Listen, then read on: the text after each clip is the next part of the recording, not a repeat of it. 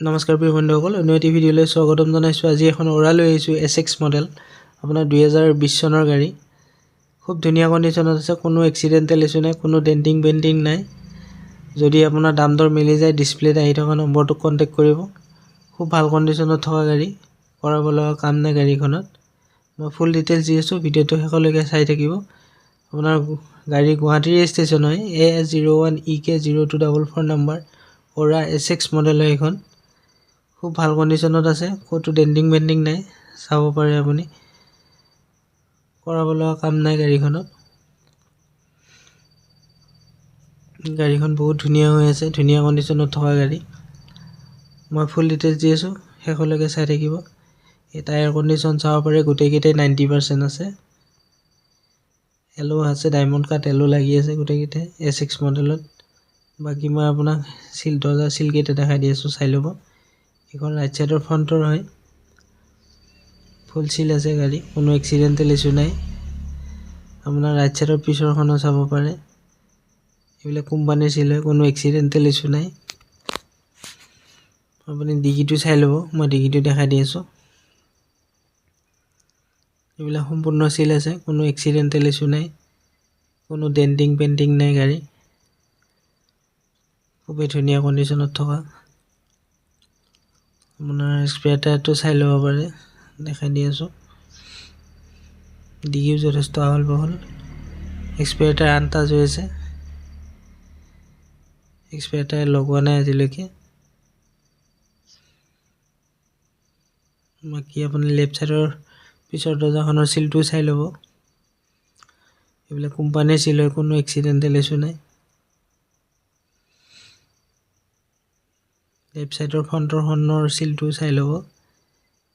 এইবিলাক কোম্পানীৰ চিল হয়, কোনো ইছ্যু নাই এক্সিডেণ্টেল। বাকী আপুনি ইণ্টেৰিয়ৰ চাব পাৰে।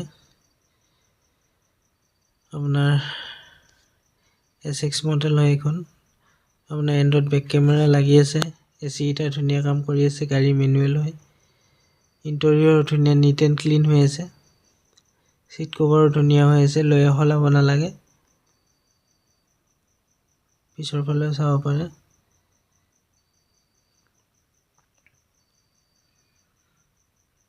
খুব সুন্দৰ হৈ আছে গাড়ীখন। আপোনাৰ ৰেয়াৰ AC ভেন পাব। কৰাব লগা কাম নাই গাড়ীখনত।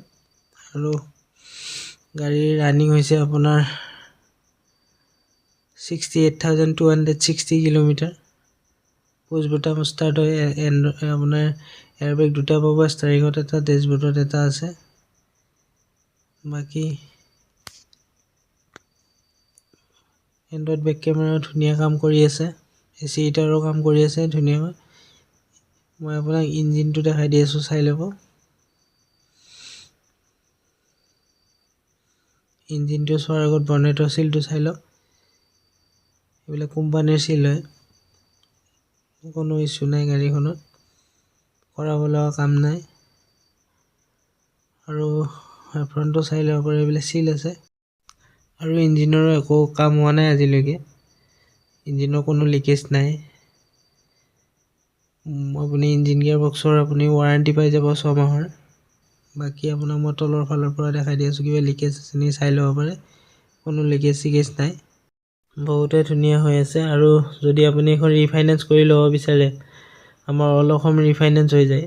আপোনাৰ ডাউন পে'মেণ্ট মিনিমাম আপোনাৰ 130-40 ডাউন পে'মেণ্ট দিলে ওলাই যাব গাড়ীখন। আৰু চিভিল বেংকিং ভাল হ'ব লাগিব। আৰু আমি গাড়ীখনৰ দাম ৰাখিছোঁ 4,60,000 টকা। গোটেইখিনি কাগজ পাতি কৰাই দিম। আৰু আপুনি যদি গাড়ীখন ফিজিকেলি চাব বিচাৰে, আহিব লাগিব আমাৰ মংগলদৈ, পুনিয়া ডিষ্ট্ৰিক্ট আমাৰ দৰং হয়। আৰু আপুনি যদি বিচাৰি আছে, যদি আপোনাৰ দাম দৰ মিলি গৈছে, ডিছপ্লেত আহি থকা নম্বৰটোত কণ্টেক্ট কৰিব। আজিলৈ ইমানেই, ধন্যবাদ ভিডিঅ'টো শেষলৈ চাই থকাৰ বাবে।